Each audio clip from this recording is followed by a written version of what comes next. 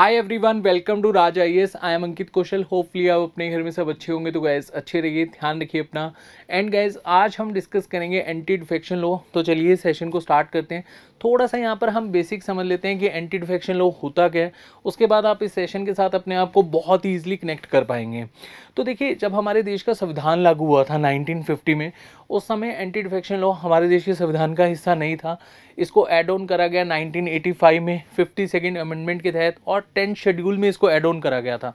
अब यहाँ पर आपको याद रखना है 101, 102 और 190 एंड 191 4 आर्टिकल्स में इसको ऐड ऑन करा गया था। अब यहाँ पर आपसे क्वेश्चन पूछा जा सकता है कि एंटी डिफेक्शन लॉ म्यूनिसिपैलिटीज़ में और पंचायत में लागू होता है? नहीं, वहाँ पर लागू नहीं होता। पार्लियामेंट में और जो हमारे स्टेट के लेजिस्लेटिव असेंबली होती है, वहीं पर एंटी डिफेक्शन लॉ लागू होता है। अब इसको ऐड ऑन क्यों करा गया, अब यहाँ पर ये पॉइंट हम समझते हैं। तो देखिए, 1947 से लेकर 1960 तक हमारे देश में ऑलमोस्ट जितने भी स्टेट थे, वहाँ पर कांग्रेस ही मेजॉरिटी में रूल कर रही थी। और 1960 के आसपास ही हमें कोalition गवर्नमेंट का एक ट्रेंड देखने को मिला। मतलब स्टेट में धीरे धीरे जो लोकल पार्टीज़ हैं वो इमर्ज कर रही थी। अब होता क्या था कि इलेक्शन हुए, अगर कांग्रेस ने मेजॉरिटी हासिल करी तो उन्होंने सरकार बना ली, अगर किसी लोकल पार्टी ने मेजॉरिटी हासिल करी तो उन्होंने सरकार बना ली, अगर दोनों को मेजॉरिटी ना मिली तो उन्होंने कोalition के थ्रू सरकार बना ली।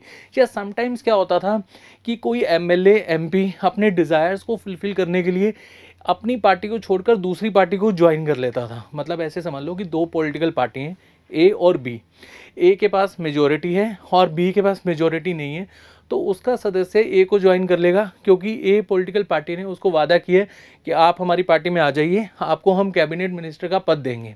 तो होपफुली आपको क्लियर हो गया होगा। और भी बहुत सारे पॉइंट्स हैं जो आप समझ सकते हैं, जैसे हॉर्स ट्रेडिंग। हॉर्स ट्रेडिंग क्या होता है कि एक एमएलए अपनी पॉलिटिकल पार्टी को छोड़कर जा रहा है, अपनी विचारधारा को छोड़कर जा रहा है दूसरी पार्टी में, क्योंकि उसको अच्छा खासा पैसा दिया गया है। या अगर किसी पर्सन पर क्रिमिनल रिकॉर्ड है तो उसको लगता है कि रूलिंग पार्टी में अगर वो जाएगा तो वो जो क्रिमिनल रिकॉर्ड है उसके ख़त्म कर दिए जाएंगे। या समटाइम्स क्या होता है कि पार्टी के अंदर की जो डेमोक्रेसी होती है उसको, उसके चलते हुए भी बहुत सारे एमएलए एमपी पार्टी को छोड़ देते हैं।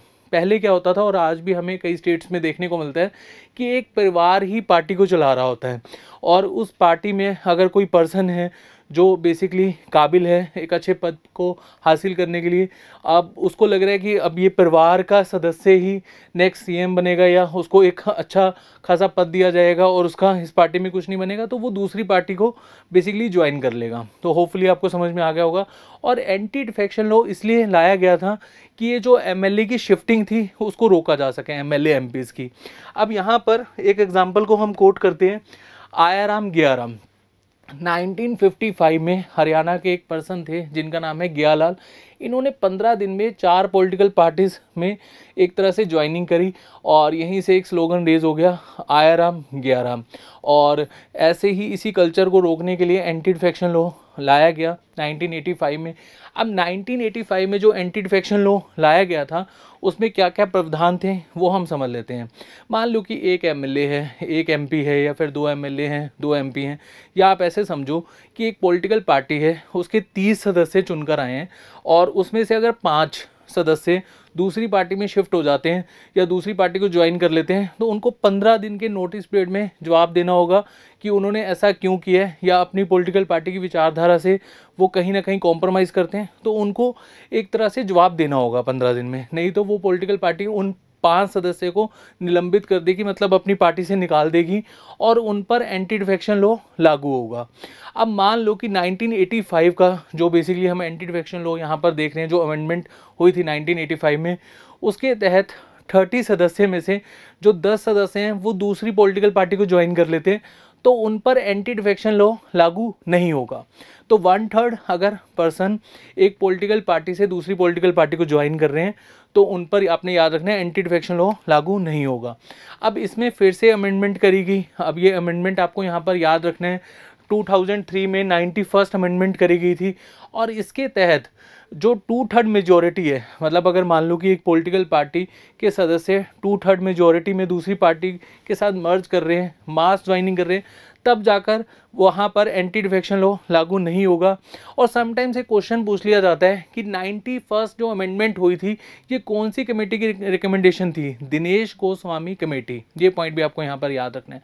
तो 91st अमेंडमेंट आपको समझ में आ गया और एंटी डिफेक्शन लॉ आपको समझ में आ गया कि जो एक शिफ्टिंग कल्चर है एमएलए एमपीज का, मतलब अपने डिज़ायर्स को फुलफिल करने के लिए उसको कहीं ना कहीं रोका जा सके। क्योंकि आप खुद समझदार हैं कि अगर एक पार्टी से अगर कोई भी प्रतिनिधि चुनकर आ रहा है या आप किसी पर्सन को वोट दे रहे हैं, आपके किसी पार्टी के साथ मतलब एक तरह से जो विचार हैं वो मिलते हैं, मान लो कि आपके बीजेपी के साथ मिलते हैं, आम आदमी पार्टी के साथ मिलते हैं या कांग्रेस के साथ मिलते हैं, और वो कांग्रेस का जो पर्सन है वो बीजेपी को ज्वाइन कर ले या फिर कांग्रेस का पर्सन आम आदमी पार्टी को ज्वाइन कर ले, तो कहीं ना कहीं जनता के साथ भी खिलवाड़ है।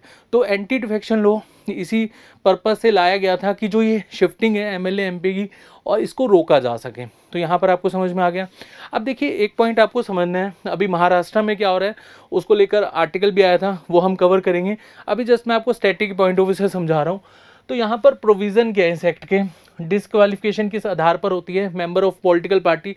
जैसे कि मैंने आपको समझाया कि अगर 30 मेंबर में से अगर 4 या 5 एमएलए दूसरी पार्टी को ज्वाइन कर लेंगे तो डेफिनेटली उनको डिस्क्वालीफाइड कर दिया जाएगा। ठीक है, फर्स्ट पॉइंट तो आपको क्लियर हो गया होगा।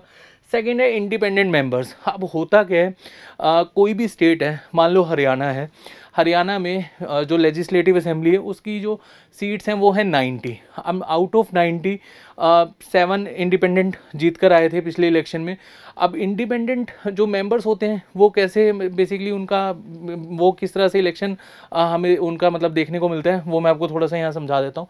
मान लो कि एक पर्सन है जो काफ़ी अच्छा अपना होल्ड रखता है रीजन में और उसको बीजेपी से या कांग्रेस से टिकट नहीं मिलती, तो वो इंडिपेंडेंट चुनाव लड़ता है और अगर वो जीत जाता है तो वो कोई भी पॉलिटिकल पार्टी को ज्वाइन नहीं कर सकता। हाँ, वो आउटसाइड से सपोर्ट कर सकता है लेकिन किसी पॉलिटिकल पार्टी को ज्वाइन नहीं कर सकता। ये पॉइंट आपने यहाँ पर याद रखना है।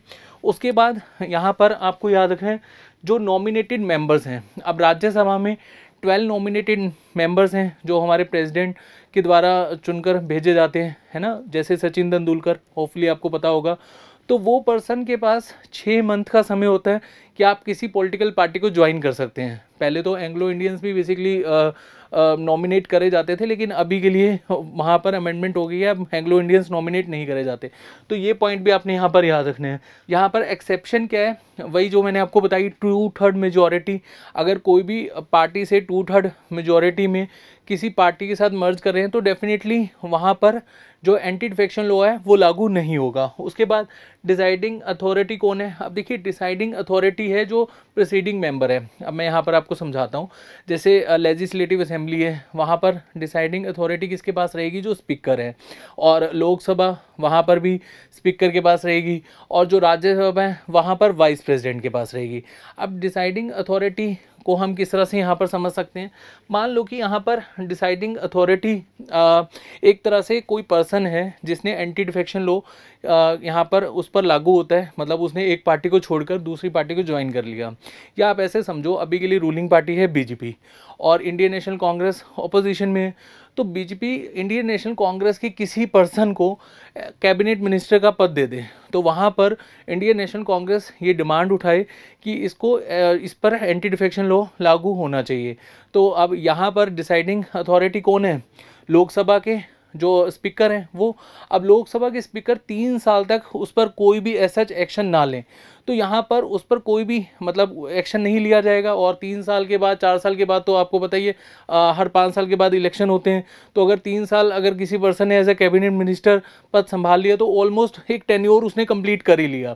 तो इस समय 2020 में सुप्रीम कोर्ट ने कहा कि जो डिसाइडिंग अथॉरिटी है उसके पास 3 महीने का समय है कि वो एंटी डिफेक्शन लॉ के ऊपर उस पर कार्रवाई करे। ये पॉइंट भी आपको यहाँ पर याद रखना है। उसके बाद ये जो यहाँ पर कि हो तो होलहान केस है, इसी के बाद ये सुप्रीम कोर्ट के द्वारा फैसला आया था। और यहाँ पर रूल मेकिंग पावर ये भी किसके पास है? डिसाइडिंग अथॉरिटी के पास ही है। मान लो कि जो प्रीसीडिंग मेंबर है वो चाहते हैं कि एंटी डिफेक्शन लॉ के ऊपर कुछ ना कुछ हम नियम लागू करें, तो उनके पास 30 दिन का समय होता है। मतलब उन्होंने कोई ऐसा रूल बनाया, 30 दिन का समय है, पार्लियामेंट में उसके ऊपर बहस होगी। अगर वो लागू कर दिया जाता है और अगर कोई पर्सन किसी पर्सन की कंप्लेंट लेकर आता है कि इस पर्सन को एंटी डिफेक्शन लॉ के तहत हटाया जाए तो वहाँ पर उस पर कार्रवाई की जाएगी। तो ये जो डिसाइडिंग अथॉरिटी है ये आपको होपफुली समझ में आ गई होगी। तो एक बार हम महाराष्ट्र के केस में समझ लेते हैं। अब देखिए महाराष्ट्र में एंटी डिफेक्शन लॉ किस तरह से लागू होता है। तो यहाँ पर अब शिवसेना दो फैक्शन में डिवाइड हो चुकी है, एक है उद्धव ठाकरे का फैक्शन और एक है एकनाथ शिंदे का फैक्शन। अब देखिए हुआ क्या था, जब इलेक्शन का रिजल्ट आया तो इलेक्शन में आपको पता है बीजेपी के पास 105 सीट्स आई, शिवसेना के पास 56 सीट्स आई, एनसीपी और कांग्रेस के पास 54 सीट्स आई।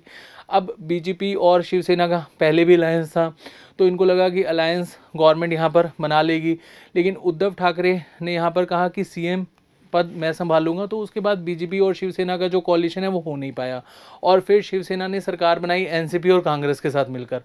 अब उसके बाद शिवसेना में ही हमें टू पार्ट्स देखने को मिले, मतलब शिवसेना के जो 40 एमएलएज हैं उन्होंने जो एकनाथ शिंदे हैं उनका फैक्शन ज्वाइन कर लिया और यहाँ पर जो शिवसेना है वो टू पार्ट्स में डिवाइड होगी।